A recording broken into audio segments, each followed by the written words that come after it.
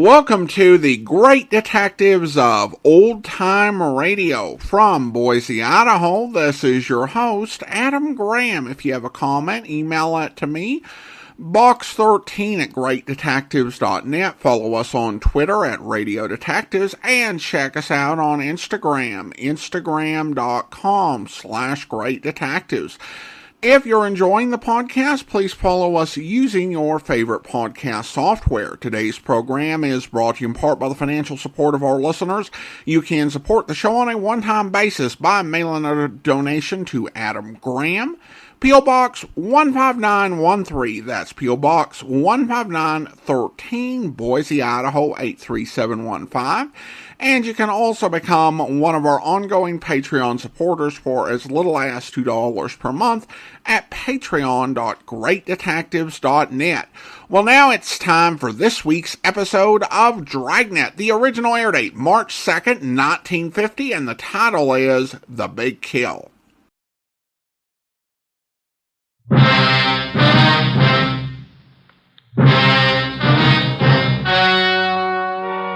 The story you are about to hear is true. Only the names have been changed to protect the innocent.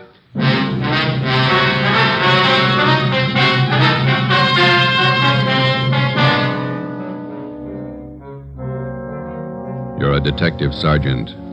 You're assigned to homicide detail. A police officer is shot down on the front steps of his home. There's no apparent motive for the shooting. The assailant escapes in a blue sedan.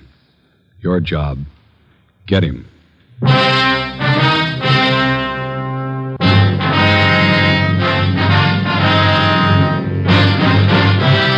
Dragnet, the documented drama of an actual crime. For the next 30 minutes, in cooperation with the Los Angeles Police Department, you will travel step by step on the side of the law through an actual case from official police files. From beginning to end, from crime to punishment, Dragnet is the story of your police force in action. It was Sunday, May 23rd. It was warm in Los Angeles. We were working the day watch out of homicide. My partner's Ben Romero. The boss is Thad Brown, chief of detectives. My name's Friday. I was off duty, reporting back in on an emergency call. It was 5 minutes past 3 a.m. when I got to room 42. Homicide. Hi, Joe. Hi. How is he? He's dead. Oh? Went kind of fast, huh? I just got the call a couple of minutes ago. He died in the wet hospital. Friday, Ben, let's go. Thad Brown's office. Right. How did it happen, Skipper? Haven't got all the details. Guy used a shotgun, point blank. Fillmore didn't have a chance. Chief of the detective's office, he got crime lab? Yeah, out there now. Right. Chief Ronigan? Down the hall with Captain White, intelligence office. Said to have you wait. Okay, we'll be inside. Right. You want to fill us in, Skipper? Not much to tell. Fillmore was working the day watch out of robbery. He left work at 6 o'clock last night, drove home. Yeah. He had dinner, then he and his wife went to a show. He got home about 11:30, went to bed. Yeah. About 1:30 this morning, the front doorbell rang and Fillmore answered it. His wife said she heard him open the door, and there was a gunshot. She ran to the front door in time to see a guy jump in a car and drive away. Fillmore was lying on the porch, chest ripped open. You say the guy used a shotgun? Yeah. No other information on the car he used? Blue sedan, that's all the wife could tell us. She didn't get the license number. Said it looked like a new model car. No physical evidence. Haven't found anything yet.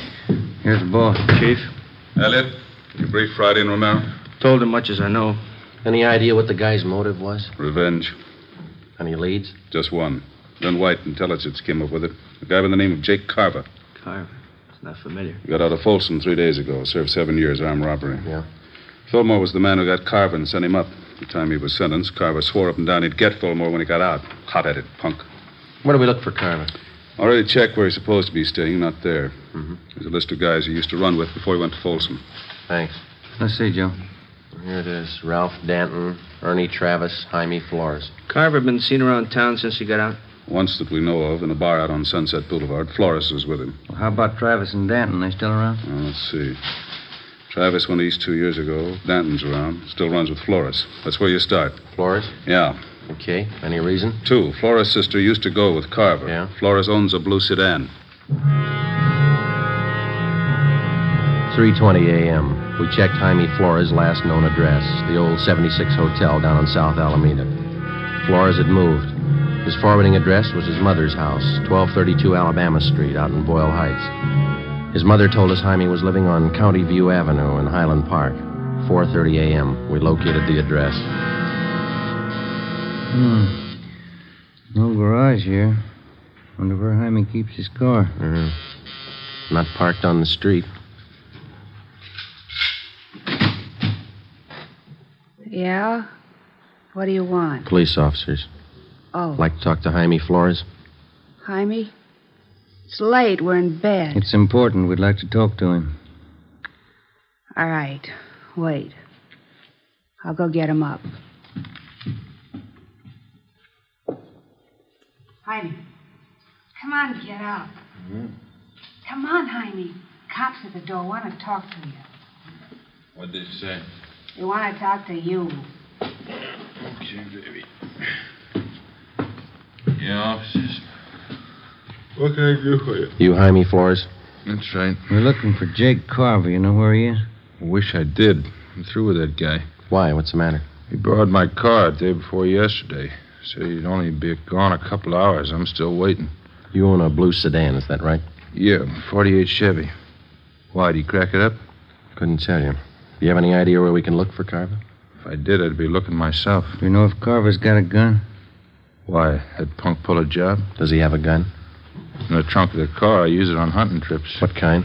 Shotgun. 4:45 a.m. We got out a broadcast and an APB on Jake Carver, containing a complete description of the car and its license number. Roadblocks were set up on all main roads leading out of the city, and police details at the airports, bus depots, and the railroad terminals were alerted. All of the people whom Carver was known to have run with before he was sent to Folsom Penitentiary were rounded up and brought in for questioning.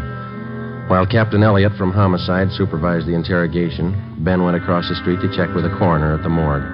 I contacted Lee Jones at the crime lab. 6 a.m. We met in Chief of Detectives Thad Brown's office. Crime lab find anything?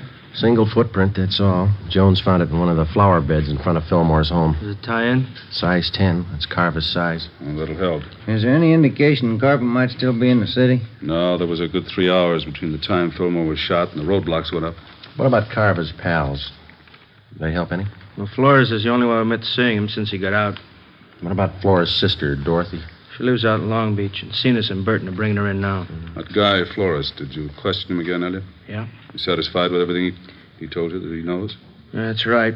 He doesn't seem to be too close to Carver. No record of any correspondence with him while he was in Folsom. How about the coroner's report, McMahon? Shotgun, close range, hit him hard. Well, there's mugshots of Carver. Are they out? Photocopy's still working on it. Turning out 2,000. Excuse me. Brown speaking. Albert. Right. They got Dorothy Flores in the interrogation room. You want to talk to her, Elliot? Ben, you and Joe talk to her. Tell Cenas and Burton to check in here. I got another angle I want them to start on. Right, let's go, Joe.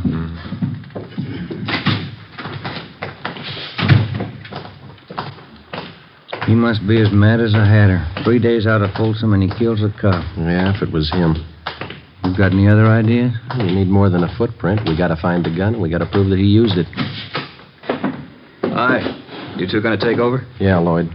You and Gil check in at the chief's office. The captain wants to see you. Okay. You want the policewoman to stand by? It's fine. Let's go, Gil. See you guys later. All right. Come on. You're Dorothy Flores? Yeah. You know why you're here? Jake Carver. That's what they told me. That's right. You know where he is? No. Have you seen Carver in the past 3 days? Look, I don't want any part of the guy. He's nothing to me. He never was. You used to go around with him, didn't you? 7 years ago, before he went to Folsom. Mm-hmm. What happened to your eye, Miss Flores? Those bruises there on your arm. Oh, we had a party. I fell and bumped myself. Looks like a pretty new black eye.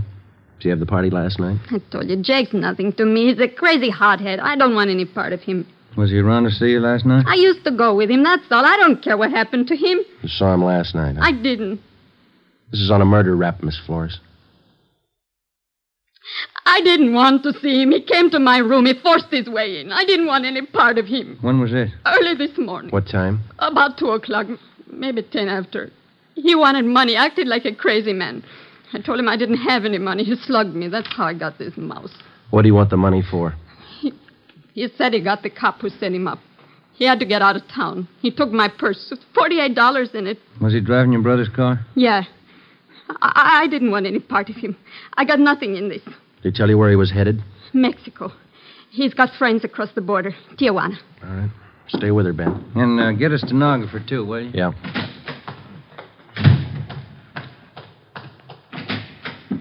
Friday? The Flores girl, Skipper. Carva saw her this morning. Admitted shooting Fillmore. She says he's headed south for Tijuana. Maybe he stopped off on the way. How do you mean? The drugstore in San Pedro just held up. Owner was shot and killed. Yeah? The guy was driving a blue sedan. An immediate alert was teletyped to the coastal town south of Los Angeles in the vicinity of San Pedro. The San Diego police were alerted, as were the Mexican authorities in Tijuana and other designated points of entry along the California-Mexico border. 7:50 a.m. Ben and I, together with Lloyd Barton and Al Shambra of Homicide, drove down to San Pedro and checked in with Lieutenant Maxwell at San Pedro Homicide. What kind of a gun did the guy use, Lieutenant? I checked the body. Looks like it could have been a .45. No chance it might have been a shotgun? No, not that kind of a wound. Who saw the guy make his getaway? My wife did. We live right across the street from the drugstore. Wife heard the shooting, ran to the window. She says it was a blue sedan. She didn't see the license plate? No, I got a look at the car before it disappeared. It looked like a Chevy to me. There's been no sign of it since the roadblocks went up? Not yet. It's pretty hard to understand. How do you mean? Take a look at the map here. Here's Palos Verdes and Clifton to the west. Roadblocks there. Yeah, Here's the roadblock to the north, just this side of Harbor City. Another one northeast, near Wilmington. Yeah? This one here, outside of Long Beach. Had 4 roads to pick from. They're all blocked off, huh? No turnoffs, no detours. All the roads are under patrol. You think he got south beyond Long Beach before the roadblocks went up? Not a chance. Yeah, it's hard to figure. He could be hiding out somewhere along the way. Excuse me a moment. This is Lieutenant Maxwell. Where? Okay, be right there. Anything? I found the car off the Coast Highway, blue Chevy sedan. How about Carver? Bloodstains in the front seat. That's all they found.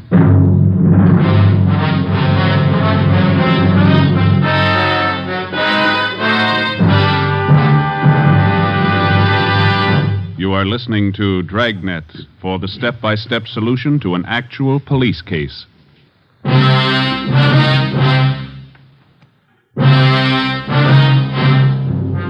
8:45 a.m. We found the blue Chevrolet sedan. It was lying overturned in a ditch just off a dead-end road on the edge of a grove of eucalyptus trees. Oil was still dripping from the crankcase. There were bloodstains on the upholstery in the front seat. In the glove compartment, we found 2 empty shotgun shells. Ben marked them with his initials for evidence and wrapped them in a handkerchief. The fingerprint men were called. We fanned out and started a search of the general area. See if we can't pick up a trail in this eucalyptus grove here.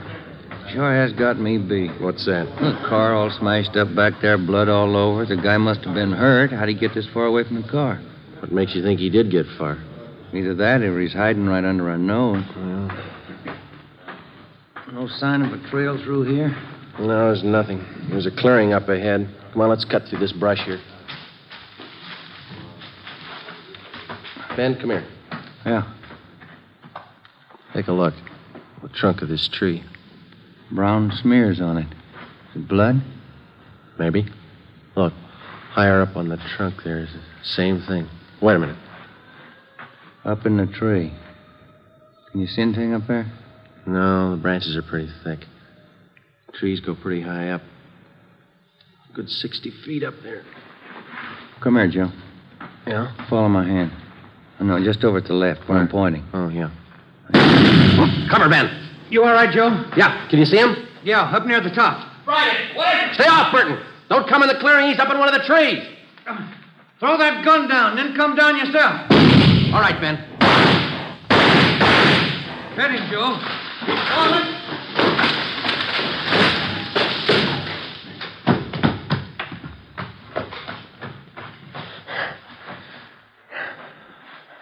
It's Carver. Shotgun's over there. Is he alive? Yeah. It's a hard tree to climb. Wonder how he got up there. I don't know. But this was the only way to get him down.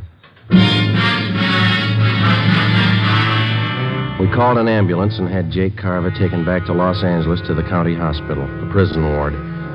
We took the shotgun and the empty shells and booked them as evidence with the property clerk. The wrecked blue sedan was impounded. 2 counts of murder were filed against Carver with the district attorney. There was still one important piece of evidence missing, the .45 pistol used in the robbery and murder of the San Pedro druggist. A month passed. While Carver recuperated in the prison ward of the county hospital, we were busy building a case for his conviction. We still had only enough evidence to convict him for one of the murders. Another 2 months went by. On August 30th, Jake Carver was brought to trial for the shotgun murder of police officer Robert Fillmore. 10 days later, the jury found him guilty of first-degree murder. He was sentenced to a life term in Folsom Penitentiary. Knowing that we didn't have enough evidence to convict his client for the murder of the druggist, Carver's lawyer demanded an immediate trial on the second charge. Wednesday, September 12th, 10 a.m. I was called at the chief of detective's office. Friday? Sit down. Thank you. Elliot and I have been talking about this Jake Carver thing. They set the trial date yet? Starts next Tuesday. Bringing Carver down from Folsom tomorrow. That's bum luck. We're not going to convict him on the evidence we've got. We don't even have the gun. We've got to get a conviction. He beat the death rap for killing Fillmore. If he gets over this one, it means he's still eligible for parole. Yeah. So he serves 10 years, maybe. Good behavior. He gets out and he's ready to start in all over again. Yeah, if we could just sew him up for killing that druggist, we could put him away for good. I don't know how, Skipper. It's a pretty good bet that no jury will convict him unless we find that gun. We got another out. Just one. What's that? If we can get Carver to admit he killed that druggist. It's a neat trick. When you and Ben got him last May, did he see you at all? You think he could recognize you again? Well, couldn't have gotten a very good look from where he was up in that tree. Ben did all the testifying at the trial. I wasn't even there. No, he wouldn't know me. Why? When they bring Carver down from Folsom tomorrow, they'll put him in county jail while he's waiting trial. Yeah? Chief figures if we could plant you in the same cell with him, there's a chance he might talk, if you play it right. No, I don't know. He's no beginner. Neither are you. Give Carver enough of the right bait at the right time, there's a chance he'll put his foot in it. Maybe. All right, will you set it up with the county jail? Yeah, and remember, he's a killer. Don't take any chances. Suppose he gets wise. Well, then we'll know you tried. The following day at 2 p.m., I was booked at Central Jail as Joe Ramos, a robbery suspect. Ramos was the actual name of an Eastern thief whom we knew was not acquainted with Jake Carver. After being mugged and fingerprinted, transportation officers took me to the 12th floor of the Hall of Justice, where I was booked into the county jail. After that, I was taken down to a cell block on the 10th floor known as the High Power Tank, where prisoners charged with major crimes are held. During the day, the individual cells are left open and the prisoners are allowed to visit with one another. I was taken back and shown the cell I was assigned to. Jake Carver was already there. He was playing two-handed poker with another inmate on the lower bunk. Here you are, Ramos. This cell here. You can take the top bunk. All right. How many cards you want? Make it 2, Jake. Hey, move, will you? I want to get in my bunk. Come on, make your bet. Says 2 cigarettes. You're 2, bump you 6. I said I'd like to get in my bunk. Go on, Sam, play the game. Okay, we'll see you. Maybe you didn't hear me, Sam. I said I want to get in my bunk. I heard you, Mac. I don't like shoving around like this. All right, now, sit down. What's your complaint? Didn't they tell you when you came through the door? They bury you in the hole for beefing in here. Then as long as I'm in here with you, let's get it straight right now. Don't bother me. And while you're at it, keep your rum-dum pals out of here, you understand? I don't think I do. You'll be around quite a while, smart guy. I won't forget this. Oh, yeah. Shout time. Come on, here it is. What are you doing down there, Dobbin? Nothing. I always sit on the floor. Get back to your cell. Ciao. Yeah. See you, Jake. Yeah. What's this junk they feed you? Boiled beef, boiled potatoes. It's a habit with them here. Junk. Can you buy from the outside? Candy. Sometimes pie. Guy comes around in the morning. Who are you? Joe Ramos. Ramos, huh? Chicago? I've been there. So have I. I'm Jake Carver. Hiya. All right. What are you up for? Talk to my lawyer. You got a smart mouth. You got a big one.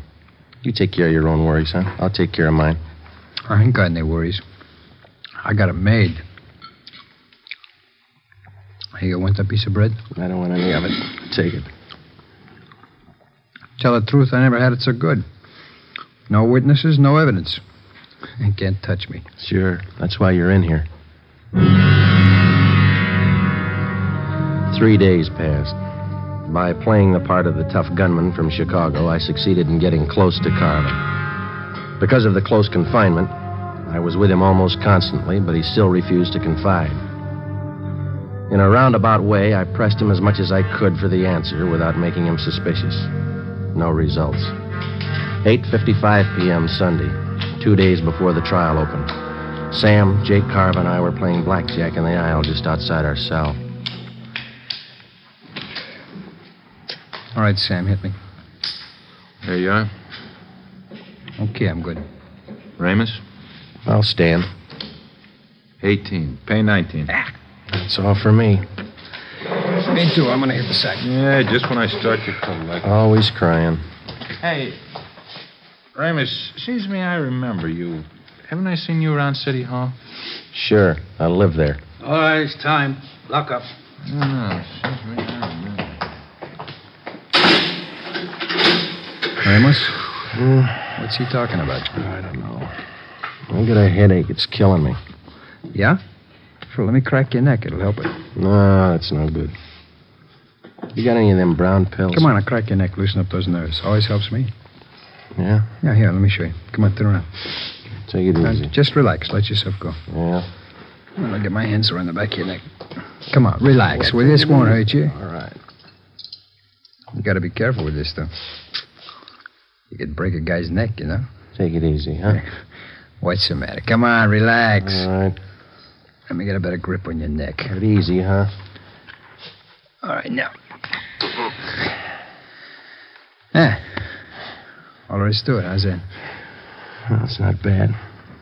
Feels a little better. That works okay. Sure. Hey, I noticed you had a visitor today. One of the boys from the East? No. A friend of mine out here. He just got in town. The coppers are trying to pin a killing on him. No? Who is he? Max Wesley. A good man. Tried to say he pulled a job down in San Pedro. Pedro, huh? What kind of job? Stick up. Drugstore a couple months ago. Yeah? That's what they got me on, you know? It's funny. I think I'll get some shut-eye. What about this job they're trying to hang on him, he tell you? I don't remember. The guy who ran the store was shot up, I think. Died. Max wasn't even in town when it happened. Happened in May? Last May? I don't know. I'll see you in the morning. Yeah. Hard beds. They didn't have nothing on Max, huh? They let him go. Oh, not yet. He's out on bail. No, I mean, no evidence on him. No gun, huh? Yeah, they got a gun. I think that's what Max said. Where'd they find it, he say? I don't know where they found it. Go to sleep, will you? He mentioned anything else about Pedro, like San Pedro Hills? Yeah. Well, maybe that's where they found it. I think Max said that. No. That couldn't be. All right. I just know that. Hey, Ramos, it wasn't the Harbor drugstore, was it? What's eating you, anyway? Will you go to sleep? Look, Ramos. Ramos, I gotta know. It's important. What are you talking about? I gotta get some sleep. Will you listen a minute? I ditched a gun down there in the San Pedro Hills. All right, what are you worrying about? They don't send you up for hiding guns? Listen, I'm hot on that job. They got me on one murder rap. If they tag me in another one, it's for keeps. What do you want me to do? Talk to the governor? Are you sure this guy Max said that they found a gun? Now, look, Carver. Max said they found a gun in the San Pedro Hills. Now, you get on down in your bunk and let's talk about it in the morning, huh? What kind? Did he say what kind? I don't know. I don't remember. Was it a 45? Something like that, yeah, 45. I guess that was it. Now, get on there, will you? Listen. Got that jailer barking down here. Quiet down in there. All right. You go to sleep now? It can't be. It's not the same one. They couldn't have found it. They haven't talked to me. Ramos. Huh? When did they find the gun? Did Max tell you that? Oh. When did they find the gun? Where? I don't know. He didn't say where? San Pedro Hills. Ramos, I gotta know. Wasn't by a covert, was it? On the hill road? I don't know. I'll ask Max the next time I see him. Is that where you ditched yours? But they couldn't have found it. Nobody could have. This covert, see, back on the road. Yeah. There was a piece of cement broken off the bottom edge of the covert, kind of a hollowed-out space inside. And I pushed the dirt all around it. You gotta ask Max. Mm-hmm. Ask him where they found that gun. Yeah, I'll see him Wednesday. I'll ask him. You gotta find out. They could put me away for good. What are you worrying about?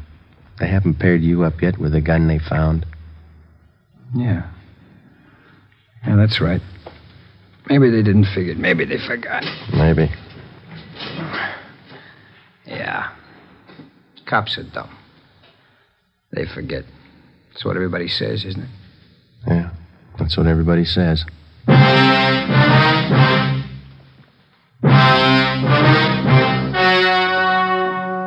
story you have just heard was true. Only the names were changed to protect the innocent. On September 18th, trial was held in Superior Court, Department 91, City and County of Los Angeles, State of California. In a moment, the results of that trial.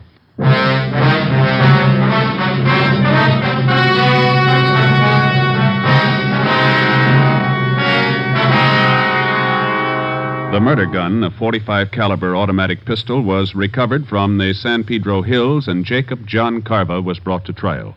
He was tried and convicted of murder in the first degree.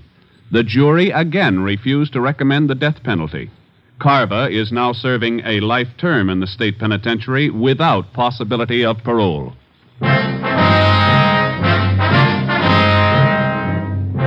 You have just heard Dragnet, authentic cases from official files. Technical advice for Dragnet comes from the Office of Chief of Police, W.A. Wharton, Los Angeles Police Department.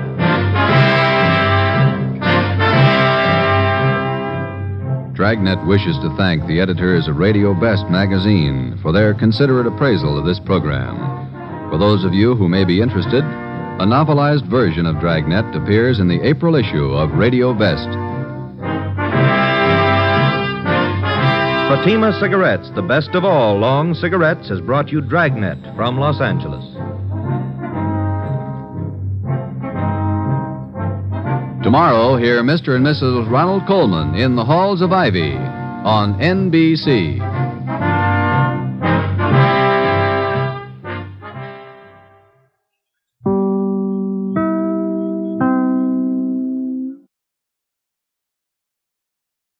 Welcome back. A really solid undercover job by Friday to get to the criminal and just that perfect ironic ending. Even after being found guilty after a second murder after being paroled from another felony, Carver doesn't get the death penalty, which is indicative of what a listener pointed out a few weeks ago, that the actual incidence of capital punishment being given out in the 1950s was dropping. Now, it's worth noting that if you listen to and watch Dragnet, you'll hear several last names that get used over and over again. Gannon is one, and another is Carver. You'll hear characters with these sort of last names repeated a lot, not necessarily always criminals. For example, Gannon in one episode is the name of a criminal, but Bill Gannon becomes the name of Friday's last on-air partner. And Carver would be used a lot, including for Benji Carver, a.k.a. Blue Boy, from the first episode of the revived Dragnet series. Well, now we turn to listener comments and feedback, and we start with a comment from Dino regarding the big girl. Dino writes, "Have you seen the 50s version of this? I have. The televised culprit would not have convinced me." Well, thanks for the comment, Dino, and I have seen that episode, and I've not actually focused on that detail, but I see what you mean. On television, the role was played by Maury Hill, who is definitely not an actor who could pull off an impersonation on the level that the motorist stated. But this is a case where I can see what modern viewers mean, but I think the production decisions of the time are totally defensible. Keep in mind that that episode was broadcast in 1954. Television was in black and white, often grainy, and the average TV screen size was 12 to 14 inches, something like that. Hill was on screen in costume for something like 40 seconds. And most initial viewers were not going to fixate on the realism of that. And even though it was going to be repeated through syndication, even if a local station was playing Dragnet reruns once a day, that episode would only come on like once every 6 months, and eventually be less often, like once every 13 months, something like that. So it's a bit of a miscast by modern standards, but for what they were going for in 1954, I can't really fault Webb. And then over on YouTube, have a comment from Peter regarding the episode The Child Killer. This was a good mystery, but hard to listen to if you're a parent. It breaks my heart that this is a true story. Well, thank you so much, Peter. And I definitely agree. Even before I became a parent, the first time we played this episode for the Old Time Dragnet show back in 2007, I actually decided the week after that I was going to play Jack Webb's appearance on the Bob Hope show because I felt it was so heavy. And I do think that audio drama really does have a power about it. In many ways, it's the most personal and intimate of mediums because everything is created in your imagination. When you're watching something, I think there is always a little bit of unreality about it that your mind can really discern and wrap its head around. Because on some level we can see CG or practical effects, but when we are listening without the benefit of video, it can be, I think, a lot more visceral and real, and that's why, for example, the horror genre is so effective over radio. And obviously, something like this really does bring home the tragedy of what happened and the reality of the problem in ways that are harder to dismiss than if you were only seeing something that was staged. It's a horrific thing that happened, and while this particular incident occurred 3/4 of a century ago, incidents like that have happened so many times in so many different places since. Well, now it's time to thank our Patreon supporter of the day. And I want to go ahead and thank Dawn. Dawn has been one of our Patreon supporters since October 2021, currently supporting the podcast at the Detective Sergeant level of $7.14 or more per month. Thank you so much for your support, Dawn. And that will do it for today. If you're enjoying the podcast, please follow us using your favorite podcast software. And if you're enjoying the podcast on YouTube, be sure to like the video, subscribe to the channel, and mark the notification bell. All those great things that help YouTube channels to grow. We will be back with you with another episode of Dragnet next Saturday. Coming up this weekend, watch Republic Domain Video Theater, videotheater.greatdetectives.net, or on our YouTube channel. And we will be featuring the final episode of Dangerous Assignment we'll be sharing on Video Theater for a while. And then join us back here on Monday for the Adventures of the Falcon, where... Yes? You, Rita Sherman? That's right. I was wondering whether you'd like to go out with me. What? Actually, I'm just trying to be polite because you don't have much choice in the matter. What are you babbling about? My name is Sergeant Corbett. I'm with the Homicide Division. So? So a boyfriend of yours got himself knocked off last night. A boyfriend of mine? Didn't you used to run around with Jeff Rogers? You mean Jeff? Yeah. I don't believe you. Why would I lie to a pretty girl like you? Better pack a bag, honey. I think you're going to be away for a long, long time. I hope you'll be with us then. In the meantime, do send your comments to box13@greatdetectives.net. Follow us on Twitter at Radio Detectives. Check us out on Instagram, instagram.com/greatdetectives. From Boise, Idaho, this is your host, Adam Graham, signing off.